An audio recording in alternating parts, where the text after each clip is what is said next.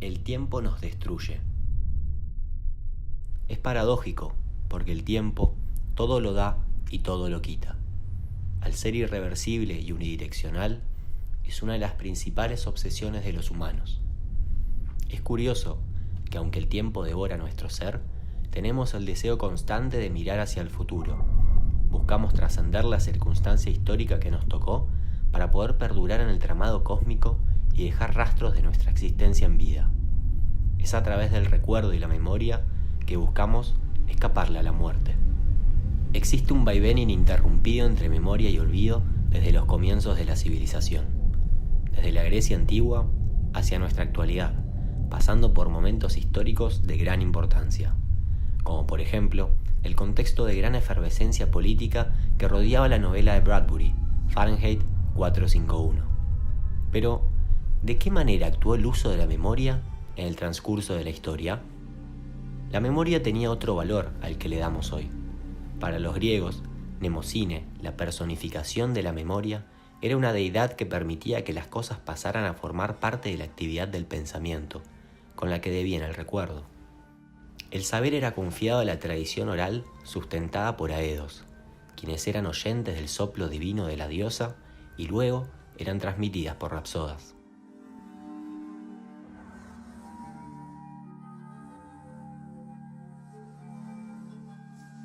Cuando se compusieron los poemas, todavía no se contaba con la escritura alfabética, que llegó más tarde, importada y adaptada de la fenicia.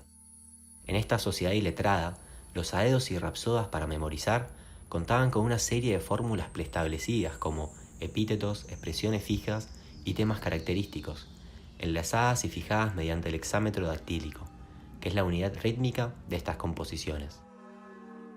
Pisístrato ordenó fijar estas composiciones orales en forma escrita por temor de que pudieran perderse. Es así que los poemas homéricos ingresaron a la escritura, fosilizando la poesía oral y cristalizando los mitos.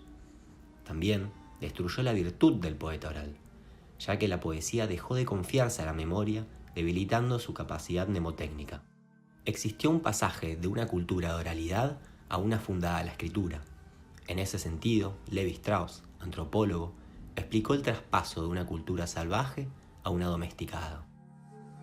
La escritura, si bien es un descubrimiento positivo porque fue una nueva forma de registrar y almacenar información, a su vez atentó contra la cultura de la oralidad y se abandonan los recursos que competen al cultivo de la memoria. La oposición de oralidad y escritura planteó una polémica en la que intervinieron filósofos, filólogos y sofistas. Los pitagóricos, Platón y otros seguidores de doctrinas idealistas manifestaron cierta desconfianza respecto a las palabras escritas, defendiendo en cambio la oralidad.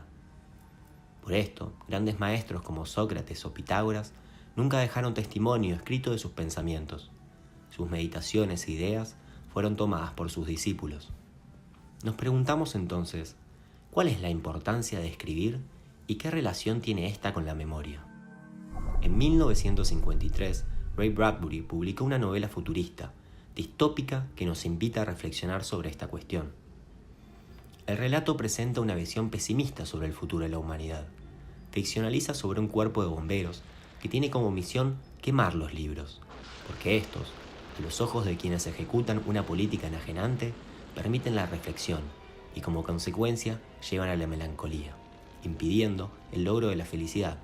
Y por el fin de la felicidad queman libros, bibliotecas y hasta personas.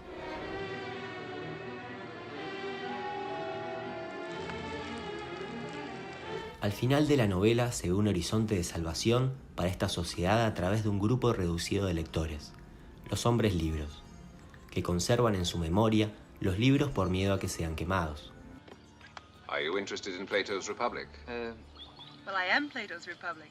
I'll recite myself for you whenever you like. Thank you very much. Ellos constituyen una suerte de rapsodas modernos, pero estos intentan salvar la cultura de la escritura.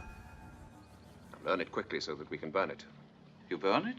Yes, of course, we have to, so that no one can take them away from us. Yes, we burn the books, but we keep them up here, where nobody can find them. La diferencia entre los hombres libros con los rapsodas de la época homérica es que estos últimos desconocían la escritura. Las sociedades de culturas orales primarias Aprenden mucho, poseen y practican sabiduría, pero no estudian. Aprenden por medio de entretenimiento, por participación en una especie de memoria cooperativa, y no mediante el estudio estricto. Esto les permitió desarrollar una memoria prodigiosa. Por lo contrario, los hombres libres conocen la escritura y practican una oralidad secundaria. Utilizan la memoria como sitio para ocultar los libros hasta el momento en que vuelva a estar permitida la literatura. No son co-creadores de las obras como antes, y como ya han aprendido a leer, no pueden recuperar plenamente el sentido de lo que la palabra significa para la gente que solo se comunica de manera oral. I do not love my father. I wonder sometimes if I do not hate him. I will be very quiet, replied Archie, and I will be boldly frank. I do not love my father. I wonder sometimes if I do not hate him. Yes, Las culturas letradas buscamos interiorizar el devenir histórico y somos conscientes de la noción de progreso. A través de la escritura existe un texto estático sobre el que se puede volver una y mil veces, favoreciendo la lógica, la ciencia y con estas, la filosofía. Bradbury temía que exista la pérdida de memoria y que ésta estuviera en peligro ante un humano hipertecnificado. La novela se presenta como lucha en favor de una actitud crítica para no dejarse atrapar por el poder de los opresores, contra la deshumanización, contra el autoritarismo, contra todo comportamiento despótico.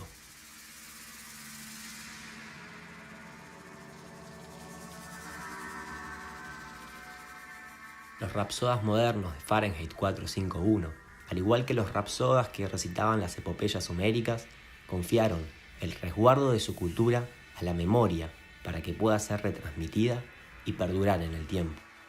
La memoria, en sentido profundo, no es sino la memoria del alma de la humanidad. El acto de recordar libera y triunfa sobre el olvido.